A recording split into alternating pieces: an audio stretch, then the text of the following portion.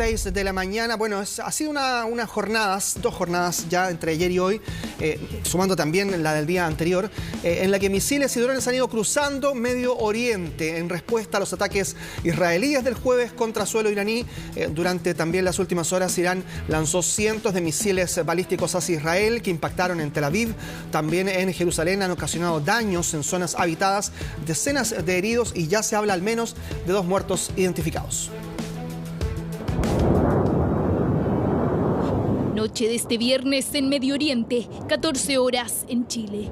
Uno de los al menos 100 misiles balísticos que Irán lanzó directamente sobre Israel sobrepasa los sistemas de defensa y cae sobre el centro de Tel Aviv.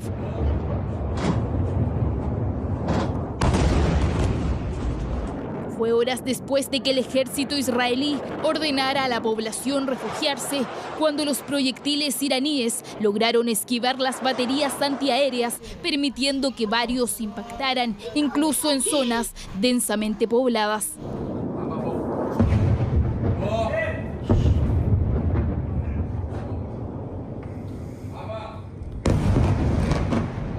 No sabemos si Irán va a volver a atacar.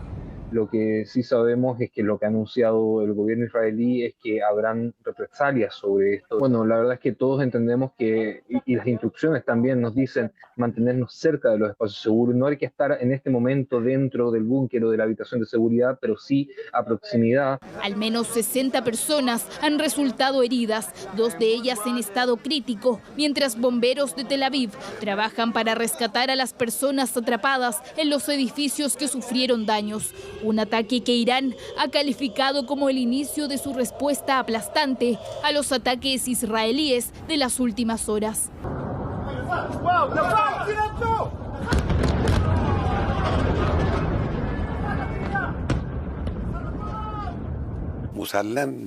Ellos empezaron esto y desencadenaron una guerra. No permitiremos que salgan ilesos del gran crimen que han cometido. Sin duda, las Fuerzas Armadas de la República Islámica sentarán duros golpes a este malvado enemigo. La nación nos apoya, respalda a las Fuerzas Armadas y a la República Islámica. Y si Dios quiere, vencerá al régimen sionista. Queridos ciudadanos, tengan la seguridad de que no habrá indulgencia en este aspecto. Horas antes, en la madrugada de este viernes, Israel puso en marcha la llamada Operación León Naciente, una ofensiva coordinada que tuvo como blanco instalaciones nucleares y objetivos estratégicos en territorio iraní. La operación, liderada por las fuerzas de Israel y el Mossad, la agencia de inteligencia exterior, dejó como saldo la muerte de figuras clave del aparato militar iraní y destacados científicos del programa atómico de Teherán. Una acción quirúrgica con un objetivo claro: dejar a Irán fuera de combate. Al orgulloso pueblo de Irán, nos encontramos en medio de una de las mayores operaciones militares de la historia. El objetivo de la operación israelí es frustrar la amenaza nuclear y de misiles balísticos que el régimen islámico nos impone. Al lograr nuestro objetivo, también les allanamos el camino hacia su libertad.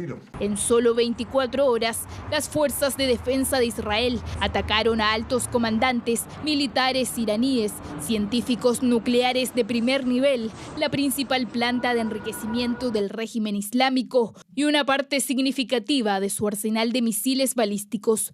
Se trata del golpe más severo contra territorio iraní desde la década de 1980, con un saldo trágico de al menos 78 civiles muertos y más de 200 heridos. Fue una operación de alrededor de 200 aeronaves y misiles que fueron lanzados a distintos objetivos de suelo iraní. Para realizar la planificación de esta operación fue necesario levantar una serie de antecedentes de cada uno de los objetivos de suelo iraní que permitieron hacer el diseño operacional.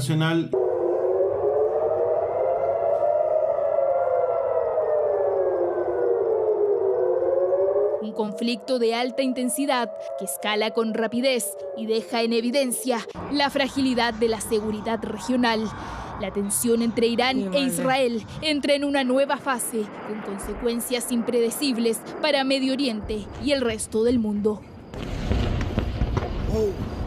9 de la mañana con 21 minutos, seguimos profundizando en esto porque hay noticias y desarrollo permanente en Medio Oriente. Estamos ya con Guido Larsson acá en el estudio, cientista político, académico de la Universidad del Desarrollo, con quien vamos a profundizar también en esta materia y en los alcances internacionales que ha tenido esta materia, especialmente con las reacciones en Europa y también en Estados Unidos. Los rebeldes hutíes de Yemen, apoyados por Irán, se reunieron frente a una pantalla gigante a seguir los ataques sobre Israel, como si se tratara del triunfo en la final de un mundial. Un nuevo enfrentamiento directo entre dos rivales históricos que ha sido distinto a los ataques anteriores. Las instalaciones nucleares de Irán como objeto de ataque revivieron los peores miedos del resto del mundo. Cualquier acción militar que ponga en peligro la seguridad de las instalaciones nucleares corre el peligro de tener graves consecuencias para el pueblo de Irán, la región y más allá. Ataques que se dan en plenas conversaciones entre Estados Unidos y representantes iraníes para alcanzar un acuerdo nuclear. Y todo ha sido más difícil de lo que Donald Trump imaginó. Desde que empezaron las conversaciones hace 2 meses, que no ha habido ningún avance concreto y su destino sigue siendo incierto. Hace 2 meses le di a Irán un ultimátum para lograr un acuerdo. Deberían haberlo hecho. Hoy es el día 61. Les dije lo que tenían que hacer, pero no lo lograron. Ahora quizás tienen una segunda oportunidad. Las conversaciones cuentan con el apoyo de otros líderes mundiales que han hecho un llamado para que el conflicto no siga escalando y se resuelva a través del diálogo. Francia insta ahora a todas las partes a actuar con la máxima moderación para evitar una escalada. La cuestión nuclear iraní es grave y existencial. Debe resolverse mediante la negociación. Por ello lamento que Irán no haya tomado en serio las propuestas de Estados Unidos y que hasta la fecha haya rechazado todas las concesiones y gestos necesarios. El conflicto tiene otras consecuencias que impactarán a todo el planeta, como el alza en los precios internacionales del petróleo, que se dispararon más de 10% en las primeras horas del viernes. La escalada de tensiones en Medio Oriente añade una nueva capa de incertidumbre a los mercados financieros en un momento en que los inversores intentan comprender las políticas comerciales del presidente Trump. La región es obviamente un importante productor de petróleo, por lo que este ataque genera preocupación sobre el suministro. Ambas partes amenazan con seguir elevando las hostilidades en una dinámica de acción y reacción que se desconoce por cuánto tiempo más se va a extender, que hace crecer el riesgo de un conflicto regional con consecuencias globales. Ya lo decíamos, estamos con Guido Larsson en el estudio, cientista político, académico de la Facultad de Gobierno de la Universidad del Desarrollo, para analizar esto. Guido, gracias por acompañarnos. Gracias a ustedes por invitarme. Sí, y para analizar esto que, bueno, lo conversábamos incluso viendo las imágenes.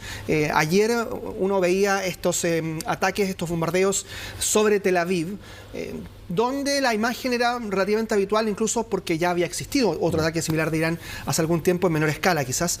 Pero de pronto vemos uno de estos misiles sobrepasar la barrera antiaérea y llegar directamente sobre el centro de Tel Aviv, en quizás la imagen más impresionante para muchas personas en varios meses.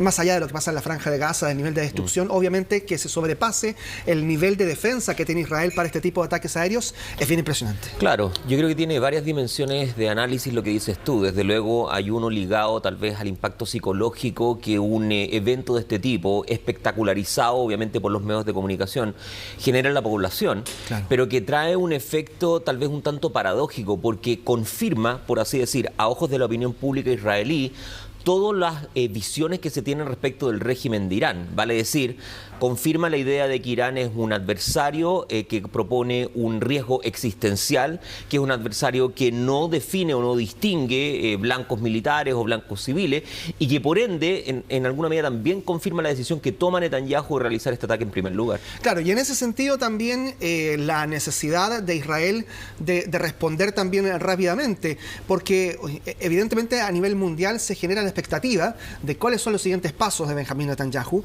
que estaba cuestionado a nivel interno esta semana también. Era una semana bien crucial para Netanyahu porque el Parlamento en Israel lo tenía contra las cuerdas prácticamente, y luego de eso viene esta nueva oleada internacional en el sentido de que Israel ataca a Irán. Allí también entonces es un momento crucial para Israel en términos políticos? Sí, mira, yo creo que hay varias también dimensiones que explican la decisión.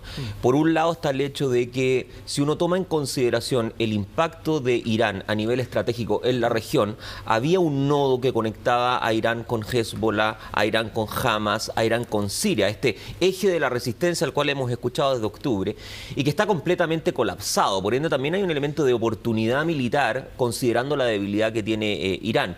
No hay que olvidar además, Carlos, de que durante las últimas semanas Estados Unidos había estado intentando negociar con Irán, no se había acercado a Irán. Y eso es muy problemático para Israel, porque negociar y entrar en un proceso de esa naturaleza hace entonces de que cualquier intento de atacar intereses iraníes en alguna medida desacople a Washington de Israel. Y creo yo que eso que también es algo que quieren evitar. Y por cierto, y lo último, muy corto, creo yo que Israel también tiene esta presunción de que Irán está pronto a conseguir un arma nuclear y tienen que hacer todo lo posible por evitarlo, porque eso cambia el panorama estratégico de la región, poniendo en posición de simetría a Irán con Israel, y eso es algo que también quieren evitar. Claro, y a propósito de Estados Unidos, Donald Trump había sido permanentemente, en su campaña electoral incluso, enérgico en decir que iba a solucionar gran parte de los conflictos bélicos en poco tiempo, lo dijo también de manera muy coloquial, pero aún así el rol hoy día de Donald Trump está bien en entredicho, porque en rigor no ha logrado establecer que estas negociaciones lleguen a buen puerto. Este domingo, mañana, iban a haber negociaciones, claramente ya no se van a hacer con Irán, y no hay muchos tintes de que vaya a haber una salida pronta en términos negociadores ahora, después de lo que ha ocurrido. Sí, hoy día Irán se encuentra en una posición muy complicada. Debe tratar de evitar de que hayan percepciones de debilidad en su propia posición. Esa es la razón que explica el contraataque de ayer. Dependiendo cuál sea la respuesta israelí, esto va a mantener una lógica parecida a lo que ya ocurrió en abril del 2024. Tú recordarás que en abril del 2024 también hubo un escenario de este tipo. Pero claro, siempre en esto está el riesgo que haya una escalada de carácter cualitativa, no solamente cuantitativa, sino que cualitativa, es decir, que las magnitudes de fuerza y la naturaleza de la fuerza se modifique, y eso lleve entonces a mayor grado de presión por parte de los tomadores de decisión en Irán. Sí, estamos viendo imágenes en vivo en este instante desde Israel, desde uno de los edificios que fue impactado por estos ataques aéreos del día de ayer, que fueron en varias oleadas. El primero fue a las 2 de la tarde, hora chilena. Ese fue el primero el que nos hizo saber que habían impactado algunos misiles al centro de Tel Aviv, y luego también hubo otras oleadas conforme avanzaron las horas. Y a esta hora también hay rescatistas allí, me imagino, tratando de ver si es que hay alguna persona, aunque ya habían evacuado buena parte de las zonas más riesgosas en Tel Aviv. Por eso solo se habla hasta ahora de 2 personas fallecidas y hay poco más de 60 heridos. Siempre queda la duda respecto de, en términos estratégicos y militares, de la capacidad defensiva de Israel cuando ocurren este tipo de filtraciones, podríamos decirlo. Porque claro, los ataques, por ejemplo, de Israel sobre Teherán del día anterior dejaron 78 muertos, y uno entiende que la capacidad de defensa es distinta. Pero en este caso también eventualmente puede haber críticas, por ejemplo, internas en Israel hacia un Benjamín Netanyahu que sigue exponiendo a su población a que pasen estas cosas. Bueno, Netanyahu parte del cálculo de que cuenta con el apoyo de la opinión pública. Y eso en alguna medida yo creo que es verdad. Es cierto de que ha estado presionado judicialmente, jurídicamente, etcétera, pero creo de que gran parte del segmento de población pública de la sociedad israelí apoya finalmente este tipo de ataque. Ahora, ningún sistema es 100% eficaz. En el caso del domo de hierro tiene un grado de eficacia de algo entre 90 al 95%, y eso explica el intento saturación del sistema con el envío cuantitativo finalmente de misiles balísticos. Creo que eran alrededor de 200, tú me puedes corregir. Sí, 200. Que permiten entonces finalmente sobrepasar ese margen de eficacia y finalmente terminar con el impacto que estamos viendo en imágenes. Claro, y también entonces, ya lo decíamos, Estados Unidos en permanente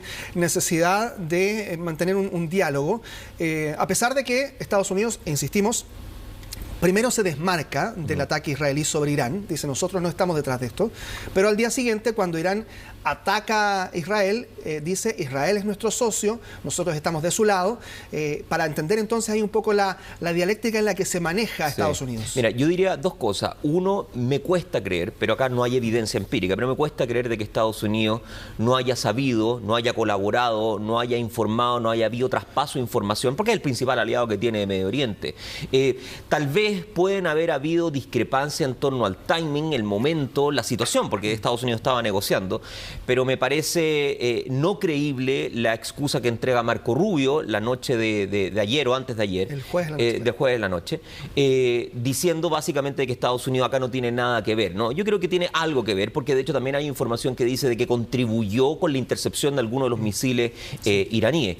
Y luego viene este grado de impacto que tiene sobre la negociación y que pone también en un problema al propio Donald Trump. Donald Trump tiene esta especie de obsesión de tratar de despejar la cancha internacional para concentrarse en su agenda política interna, que ha sido obviamente una promesa de campaña. Sabe al mismo tiempo que tiene el problema de la deuda ahí como una suerte de sombra y no quiere verse arrastrado a una guerra general con Irán. ¿Cómo eso se va a poder resolver? Tiene que discutirlo directamente con el propio Netanyahu. Claro, Guido, para que también podamos explicar las dimensiones de estos conflictos.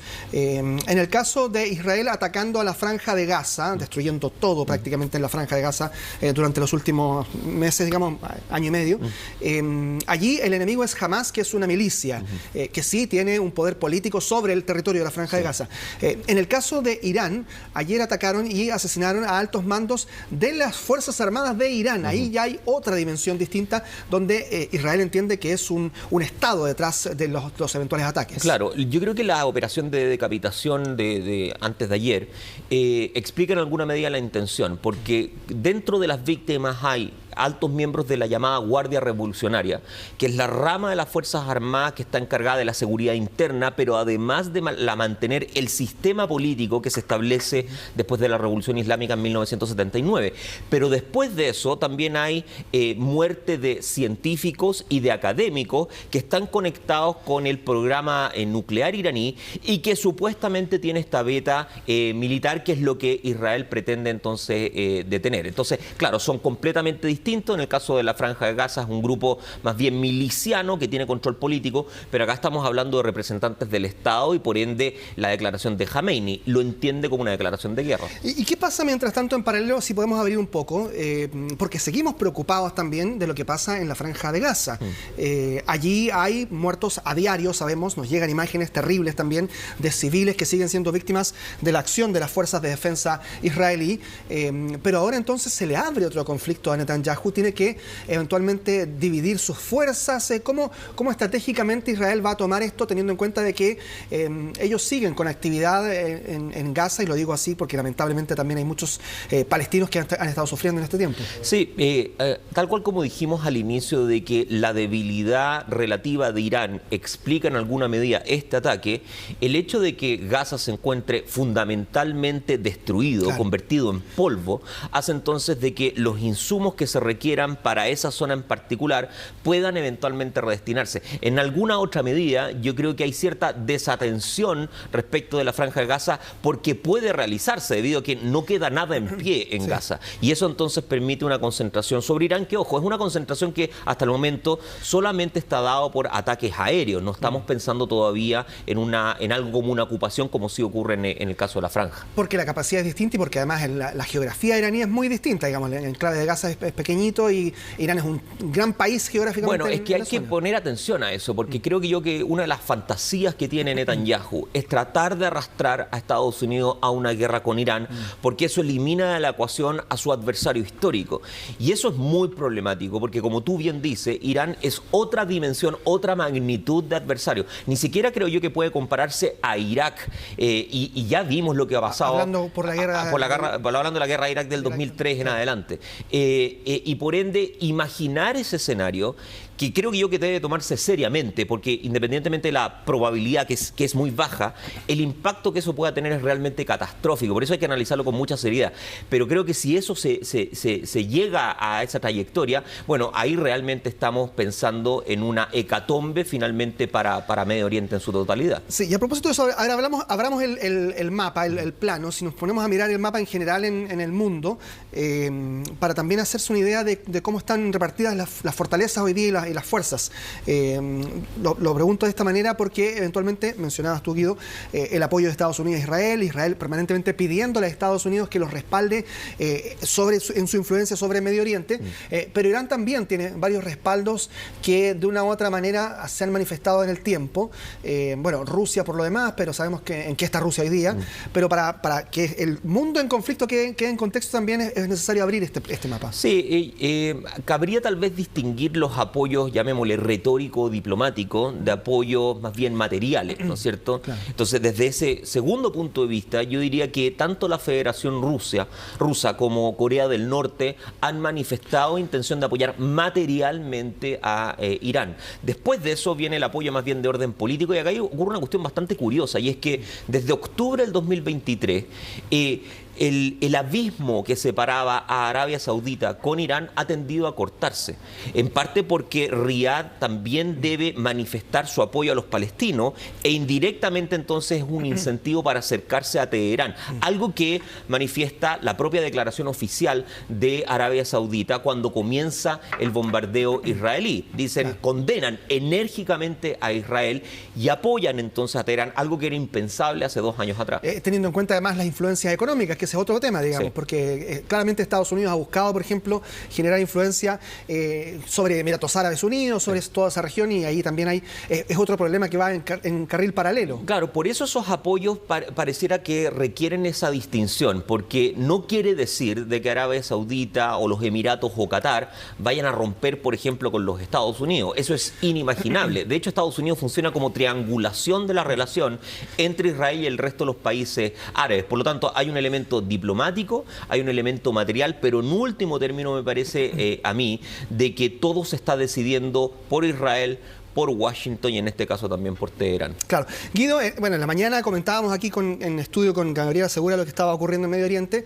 Gabriela me preguntaba dentro del análisis qué es lo que podía venir, pero la verdad es que yo creo que desde tu expertise también tú podrías ayudarnos a establecer también un parámetro de qué es lo que podría venir, sin ser obviamente eventualmente pitonizo, pero sí sabiendo cómo las tendencias se van dando para este fin de semana eventualmente y también a futuro, teniendo en cuenta relaciones o más bien dicho negociaciones que ya no van a ser, ya lo ha dicho de hecho las autoridades en Irán, ya acaban de decir que esa negociación del domingo no tiene sentido, y también con lo que tiene que ver con el despliegue militar ahí en Medio Oriente. Sí, siempre los escenarios son probabilísticos, hay que decirlo. Es posible de que Israel, ya habiendo decapitado a plana mayor de la Guardia Revolucionaria y también aparte de los individuos asociados al programa nuclear, pueda realizar un ataque adicional sobre infraestructura crítica, particularmente infraestructura energética. No me sorprendería si eso ocurre. Ahí viene la pregunta entonces si es que Irán respondería. Mi impresión es que sí. Ahora, eso obviamente deriva en un escenario en donde, Israel ha atacado, Irán ha respondido. ¿Hay suficiente capital político para seguir avanzando? Yo creo que hoy día Israel, de hecho, no requiere capital político. Por lo tanto, me parece que depende de si los cálculos de Netanyahu de haber degradado la capacidad de Irán son suficientemente significativos para mantener cierto grado de tranquilidad. Guido Larsson, muchas gracias por habernos acompañado en esta mañana y, por supuesto, seguiremos atentos al desarrollo de este conflicto, no solamente por lo que ha ocurrido en Tel Aviv, también porque estamos atentos a estos otros focos, ¿no? que se han ido desarrollando en paralelo. La Franja de Gaza, no olvidarlo, pero también en el Líbano la cosa está muy latente ahí, muy candente. Así es que es bueno atender todos esos movimientos. Gracias, Carlos. Gracias, Guido. Nos vemos.